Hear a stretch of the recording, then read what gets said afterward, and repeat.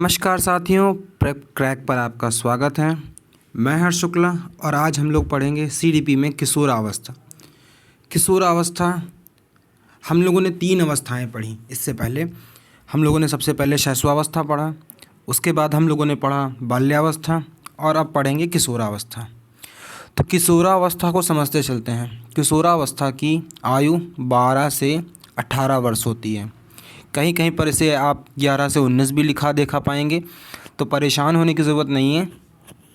अलग अलग लोगों के मानक अलग अलग हैं। कहाँ पे किसका प्रयोग करना है, किस ऑप्शन में आपको किसको पहले प्राथमिकता देनी है, वो सब मैं आपको बताऊंगा। बस आप इस क्लास से जुड़े रहिए, इस क्लास को शेयर कर दीजिए। तो देखते हैं किशोरावस्था। मानव विकास की सबसे विचित्र तथा जटिल अवस्था है किशोरावस्था। इसको विचित्र व जटिल अवस्था बोला जा रहा है। इसका काल वर्ष 12 वर्ष से 18 वर्ष तक रहता है। इसमें होने वाले परिवर्तन बालक के व्यक्तित्व के गठन में महत्वपूर्ण योगदान प्रदान करते हैं।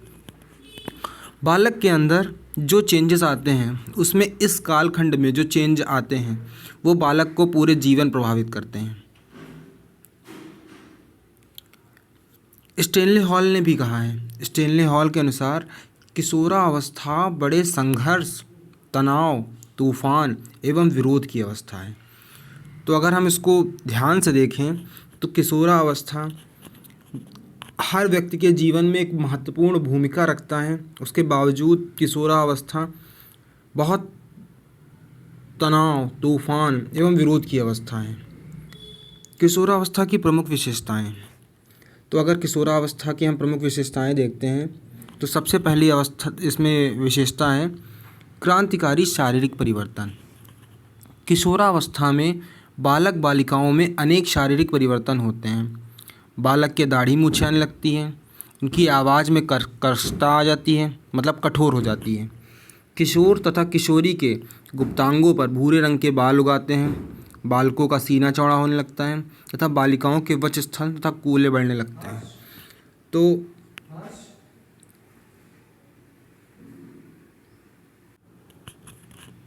तो आप लोग भी जब किशोर रहे होंगे तो आप लोगों ने भी इन समस्याओं का सामना किया होगा।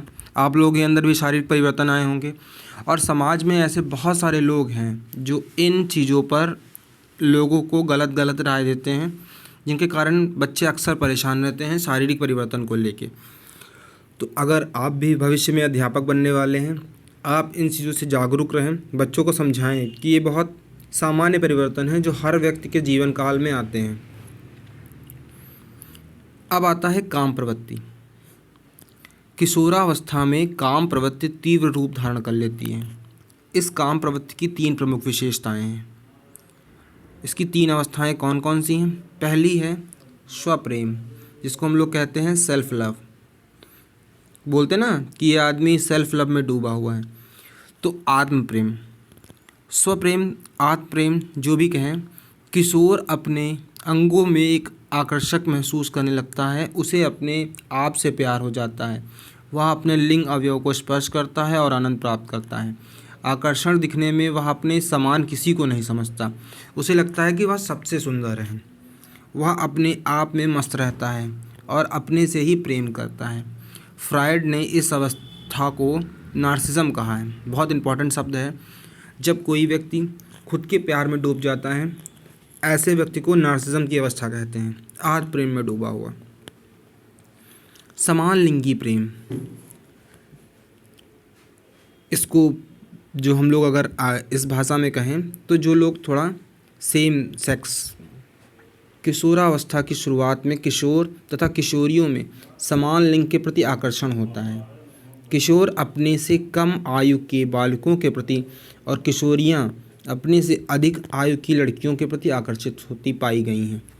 अब आप पूछेंगे सर आप ये सब पढ़ा रहे हैं, ये सब किस एग्ज़ाम में आएगा? तो सीडीपी में सीटेट में जो एग्ज़ाम होता है सीटेट में सीडीपी का, उसमें इस तरह के क्वेश्चन पूछ लेते हैं कि किशोर तथा किशोरियों में समान लिंग के प्रति आकर्षण होता है, तो किशोर को अपनी कम आयु के प्रति या किशोरियों को अपनी अधिक आयु के प्रति। तो ऐसे ऑप्शन में आपसे सवाल पूछ सकता है और इन चीज़ों के प्रति जागरूक होने की ज़रूरत है, इसलिए ये पढ़ाया जा रहा है। इसके बाद देखते हैं विषमलिंगी प्रेम। किशोर के उत्तर काल में विषमलिंगी प्रेम पैदा होता है।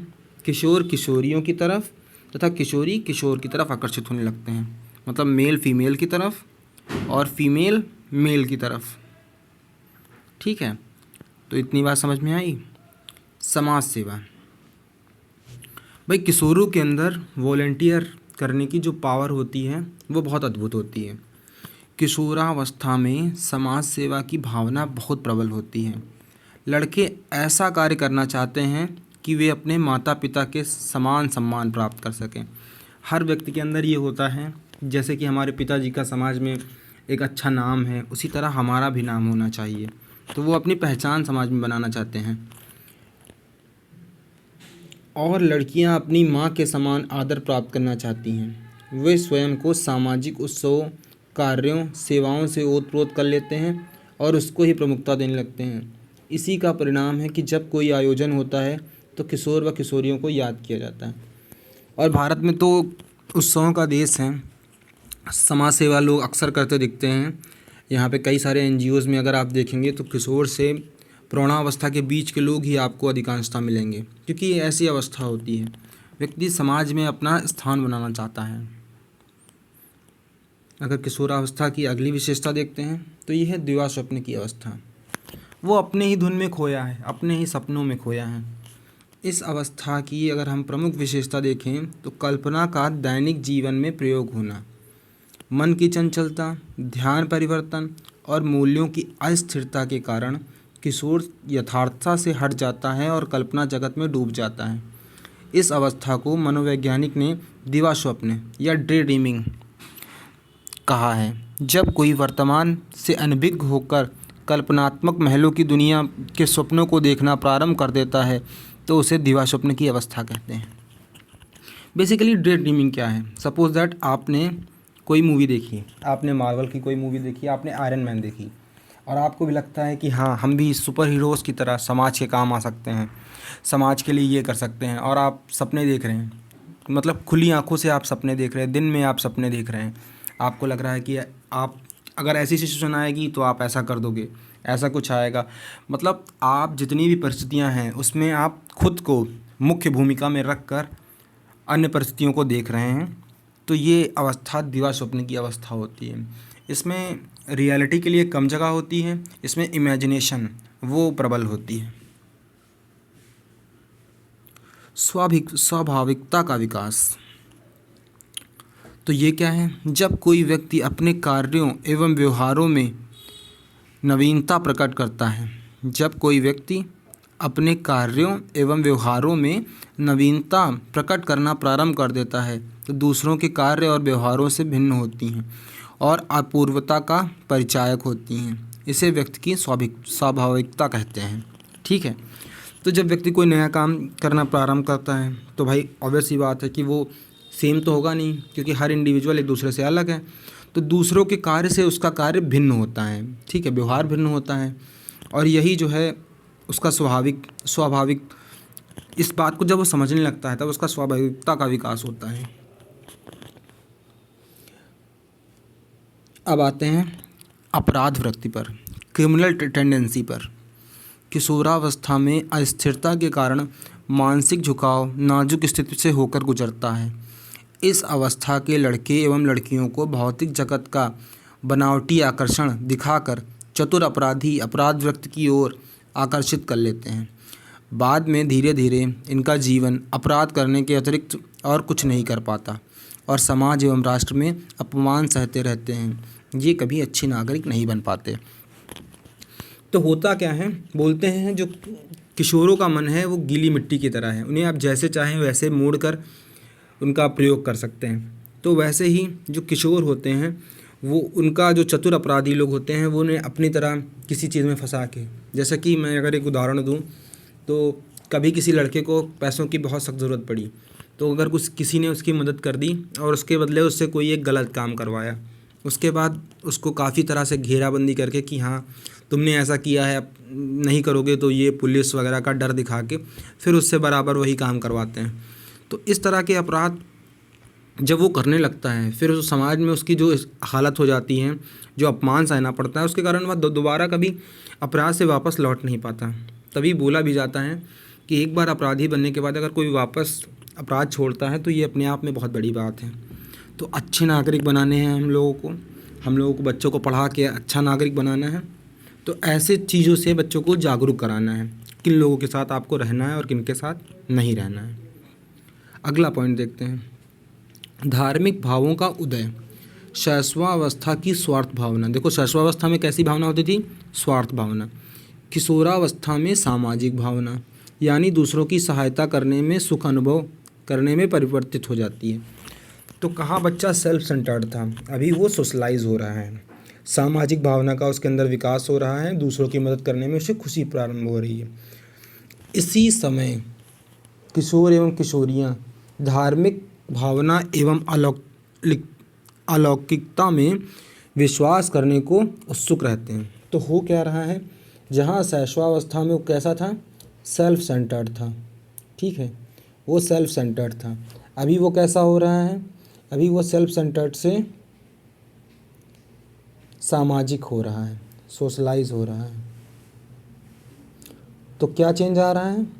सेल्फ सेंटर्ड से सोशलाइज हो रहा है। तो उसके अंदर उस टाइम पे धार्मिकता को लेके, धार्मिक भावनाओं को लेके, मतलब अध्यात्म को लेके रुचि जगती है। अब कुछ बच्चों की उसमें रुचि बहुत प्रबल हो जाती है तो वो इसमें एक्टिव हो जाते हैं, और कुछ बच्चों की रुचि उसमें कम हो जाती है तो फिर वो अपना अलग। अगर किशोरावस्था की प्रमुख परिभाषाएं देखते चलें तो केवल और केवल मैं आपको 5 परिभाषाएं बताऊंगा और इन्हें ध्यान से देखना है। पहली परिभाषा कुल्हन की। क्या कहा कुल्हन ने? किशोरावस्था, बाल्यावस्था तथा प्रौढ़ावस्था के मध्य अत्यधिक परिवर्तन का संक्रमण काल है। तो याद रखेंगे कुल्हन से याद रखेंगे संक्रमण काल, ठीक है। क्या याद रखेंगे? संक्रमण काल की जिन्होंने बात की है, ठीक है। उसके बाद जैसरेट के अनुसार इन्होंने क्या बताया? किशोरावस्था वह अवस्था है, इन्होंने बताया किशोरावस्था वह अवस्था है जिसमें मनुष्य बाल्यावस्था से परिवर्तित माफ़ कीजिएगा थोड़ा सा, तो माफ़ कीजिएगा थोड़ा गला ख़राब है, फिर से देख लेते हैं। किशोरावस्था वह अवस्था है जिससे मनुष्य बाल्यावस्था से परिपक्वता की ओर बढ़ता है, बाल्यावस्था से मैच्योरिटी की ओर बढ़ रहा है। स्टेनले हॉल की हम लोगों ने डेफिनेशन तो देखी ही है कि बड़े संघर्ष, तनाव, तूफान एवं विरोध की अवस्था क्या है? किशोरावस्था। ब्लेयर, जोन्स एवं सिम्पसन, इनकी भी डेफिनेशन कई बार एग्जाम में पूछ ली जाती है। किशोरावस्था प्रत्येक व्यक्ति के जीवन में वह काल है जो बाल्यावस्था के अंत में आरंभ होता है और प्रौढ़ावस्था के प्रारंभ में समाप्त होता है। तो ये ब्लेयर और जोन्स सिम्पसन की डेफिनेशन है, इसको याद रखना है। एक और महत्वपूर्ण है क्रो एंड क्रो, अक्सर एग्ज़ाम में इनसे जुड़े प्रश्न होते हैं। तो क्या कहा इन्होंने? किशोर ही वर्तमान की शक्ति व भावी आशा को प्रस्तुत करता है। तो बस आसान है याद रखना। अब चलिए कुछ महत्वपूर्ण प्रश्न देख लेते हैं किशोरावस्था से जुड़े हुए। सबसे पहला प्रश्न है, किशोरावस्था बड़े तनाव एवं तूफान की अवस्था है, यह कथन किसने कहा? तो सबसे पहले हम लोगों ने आज यही पढ़ा था, किसने कहा? स्टेनले हॉल, ठीक है। तो स्टेनले हॉल ने ये कहा।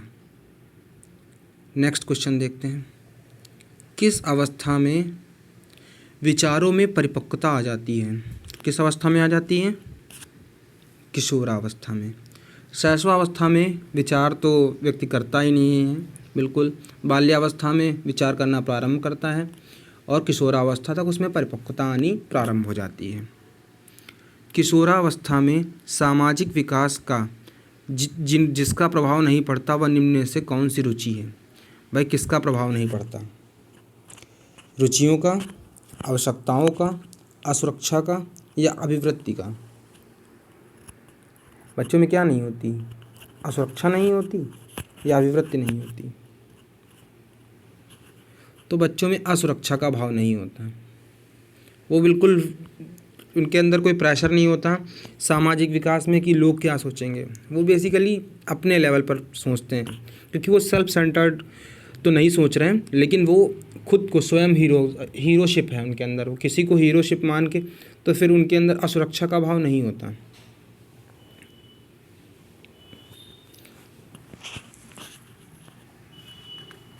तनाव और क्रोध की अवस्था है, तो भाई कौन है?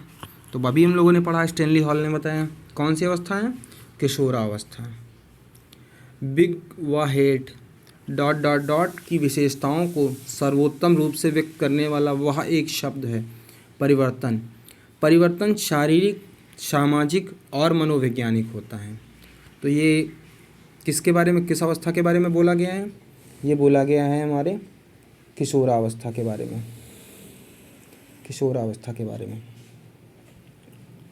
किशोरावस्था की अवधि है, देखो मैंने क्या बताया था किशोरावस्था की अवधि, मैंने बताया था किशोरावस्था की अवधि होती है 12 से 18 वर्ष, पर मैंने बोला था कहीं कहीं आपको 11 से 19 मिलेगी, क्योंकि ये WHO मानता है। इसके अलावा मैंने बताया था कि कहीं कहीं आपको 12 से 19 भी मिलेगी, 12 से भी 19 मिलेगी। तो इस प्रश्न में क्या है, 12 से 19 वर्ष। तीसरा प्रश्न देखते हैं, दिवा स्वप्न एवं भाषा के कूटकरण की अवस्था। तो दिवा स्वप्न भी हम लोग यही तो पढ़ रहे थे। किशोरावस्था कैसी अवस्था है, दिवा स्वप्न की अवस्था है, ठीक है। दिवा स्वप्न में विचरण करने की कामना अत्यंत प्रबल होती है। दिवा स्वप्न से जुड़े बहुत प्रश्न आते हैं, तो ध्यान रखना है, सीटेट में अक्सर आते हैं। तो दिवा स्वप्न दिखेगा आपको, डे ड्रीमिंग, तो वो होती है किशोरावस्था में। माँ बाप के साये से बाहर निकलकर साथी बालकों की संगत को पसंद करना। तो माँ बाप, लगता है कि माँ बाप से अब हम काफ़ी कुछ सीख लिए हैं और वो अपने साथी संगतों के साथ समय बिताना, उनके साथ रहना ज़्यादा पसंद करते हैं। किस अवस्था में ऐसा होता है? ये होता है हमारे किशोरावस्था में। किशोरावस्था में इस तरह का परिवर्तन देखने को मिलता है। लड़कियों में बाह्य परिवर्तन किस अवस्था में होने लगते हैं? तो ये भी होते हैं किशोरावस्था में, ठीक है। तो इन सब चीज़ों को ध्यान रखना है। ये थे आपके कुछ महत्वपूर्ण प्रश्न। तो आज हम लोगों ने पढ़ा किशोरावस्था। अगली कक्षा में हम लोग पढ़ेंगे सिगमंड फ्रॉइड। इसी तरह आप साथ जुड़े रहिए, रेगुलर क्लास करते रहिए। तब तक के लिए बहुत बहुत धन्यवाद। और इस चैनल के सारे वीडियोस को आप शेयर कीजिए, अपने दोस्तों को भी दिखाइए। अगर आपको अच्छा लगता है तो अपने साथी गणों के साथ शेयर कीजिए। तब तक के लिए बहुत बहुत धन्यवाद।